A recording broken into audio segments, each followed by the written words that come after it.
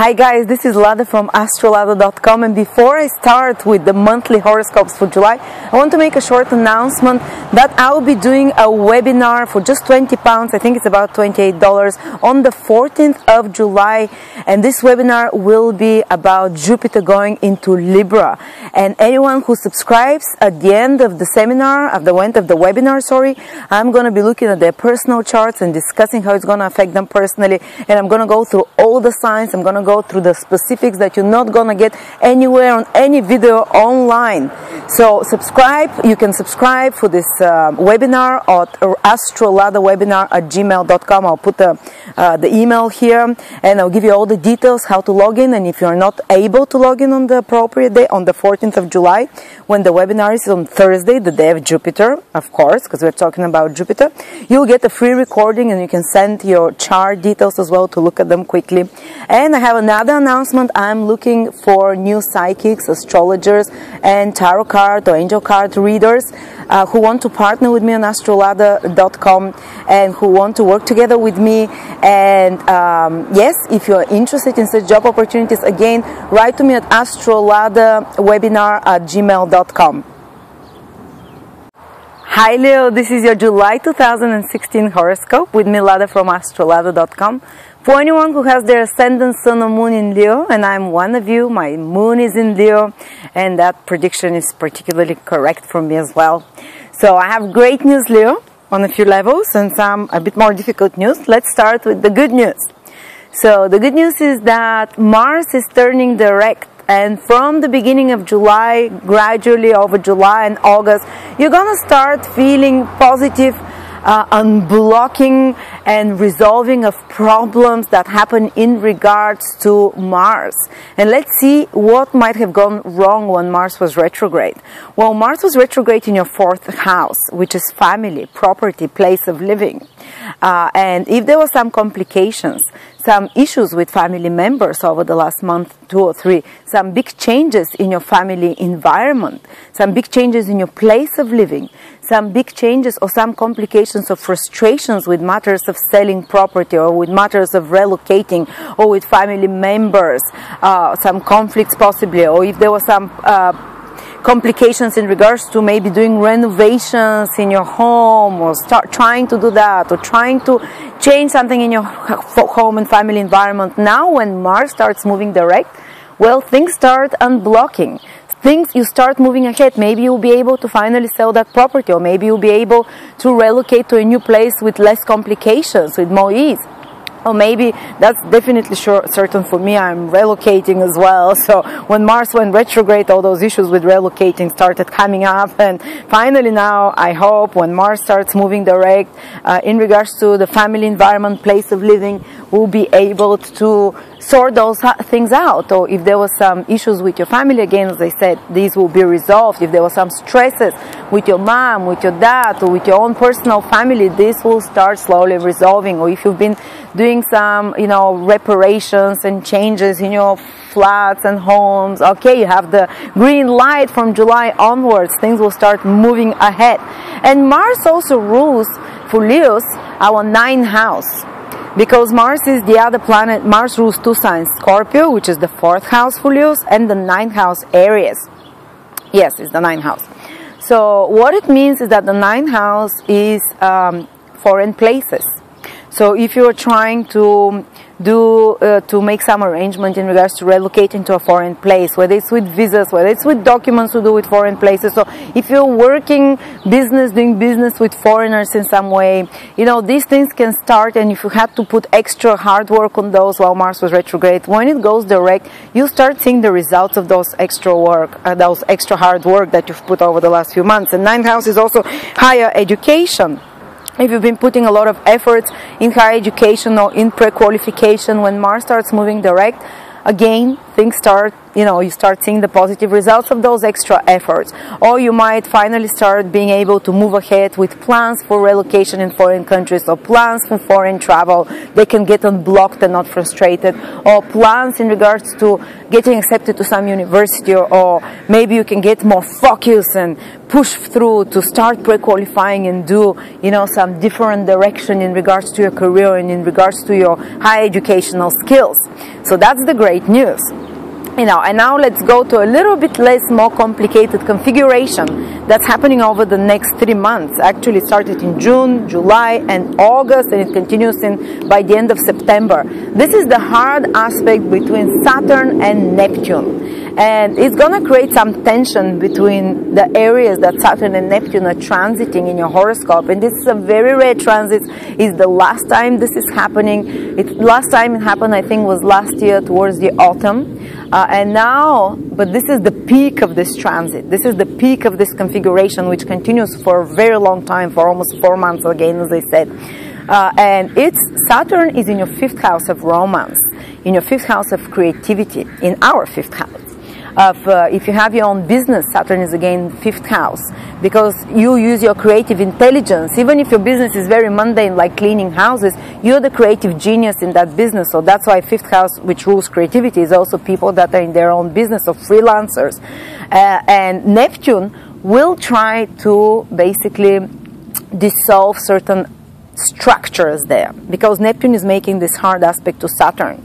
And because it's a hard aspect, we might not feel so ready for it, or we might be forced to do it from outside circumstances.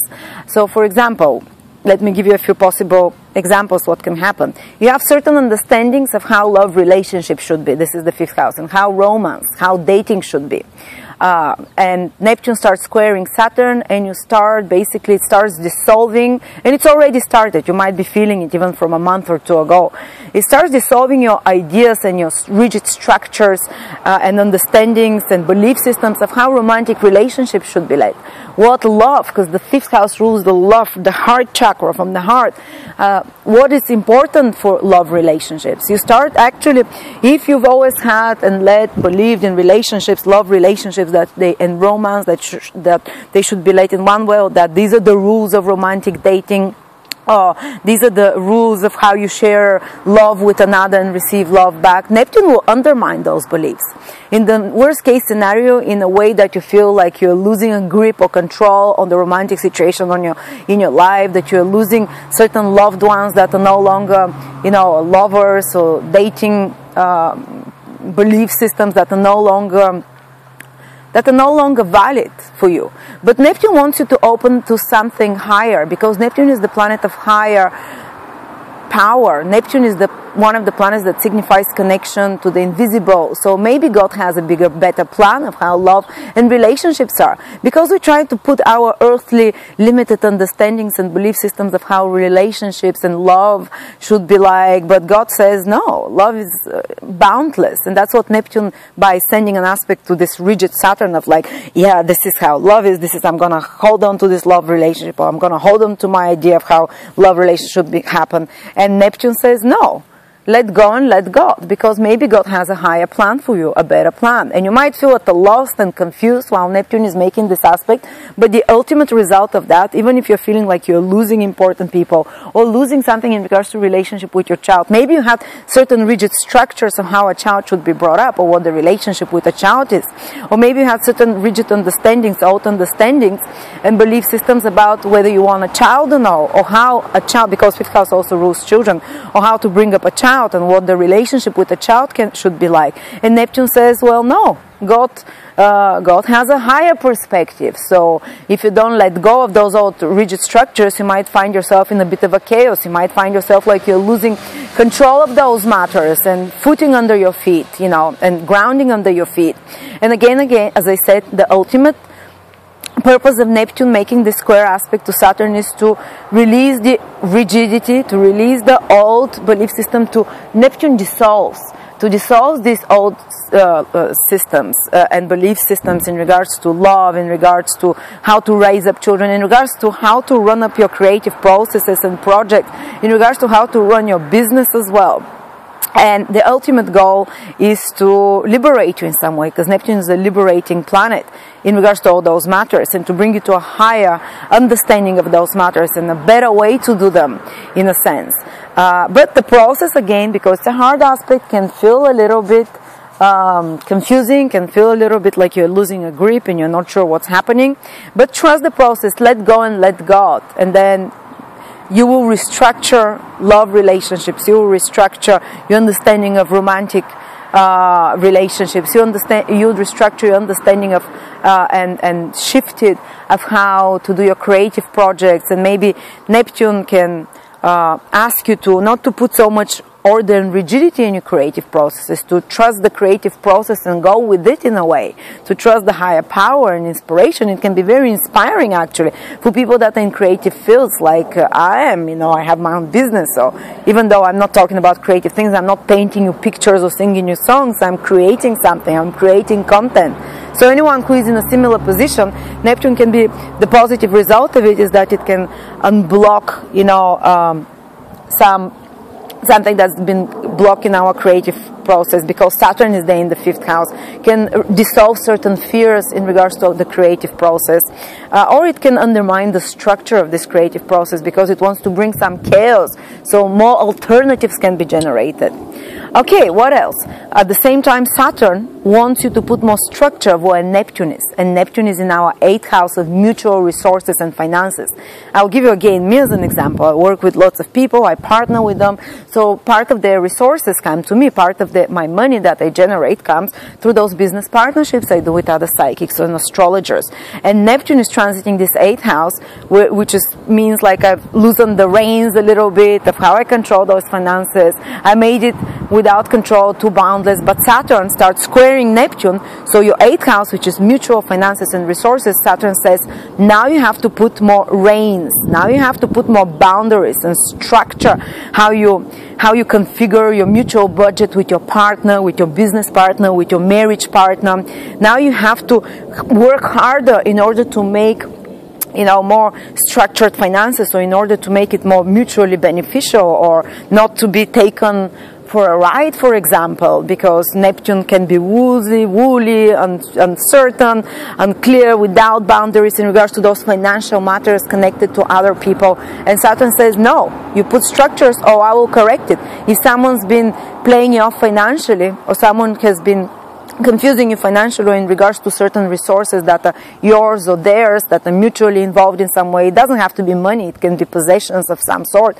If your partner has been hiding some money, Saturn will correct that. Saturn can bring it to the surface so you get aware of that, whether it's your business or personal partner. So if you've been playing some kind of a, you know, not being very honest with partners, or not being very clear with their finances, how the transactions, material or resource transactions are happening, Saturn will show this mistake. If you've missed something there in such finances, or in regards to inheritances, in regards to taxes as well, Saturn will demand that you structure that. Saturn will demand that you put some limitations, that you even kind of can restrict a little bit those mutual finances, so you can take better stock and put it into a better shape, and to discipline yourself there. Or if you've made some mistakes, they'll come to the surface, whether they're purposeful, like lying, or if someone's been lying to you in regards to such matters, or misleading you. This will crystallize and come to the surface over the next few months.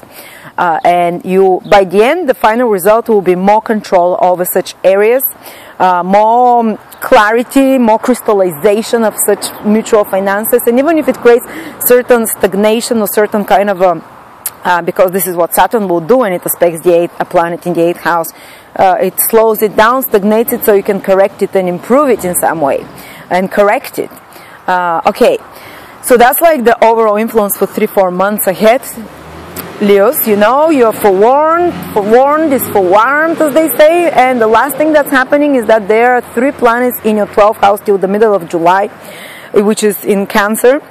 And the 12th house is the house of endings, so we might be completing certain things, wrapping up certain things, doing re-evaluations till the middle of July in regards to the past 12 months. And we might be feeling a bit more tired, especially if it's your moon in Leo, you might be feeling emotionally more exhausted. If it's your sun or ascendant, you might feel less physical vitality overall. You might feel a bit more emotional generally when there are planets in your 12th house, because it's an emotional house. It's the house of the subconscious. It's the house reassessment and reevaluations, and you might feel like sitting more on the couch, taking it more easy, resting, dreaming, visualizing. It's a great time to visualize and prepare mentally for what the next 12 months will come, because then all those planets, the Sun, Venus, Mercury, are moving into the sign of Leo. So from the middle of July till around the 20th of August, there will be a strong impulse, there will be a strong focus on Leo, on the sign of Leo, which is us, the Sun, Moon, or Ascendant. So there will be a rejuvenation, extra energy that comes to us from the middle or from the 20th of July onwards, and extra. There are flies that are walking around my camera there. I don't want to throw the stick because I will break the phone, but I'm sorry. So yeah, the first 15-20 days of July, you are allowed to have the green light to take it more slowly.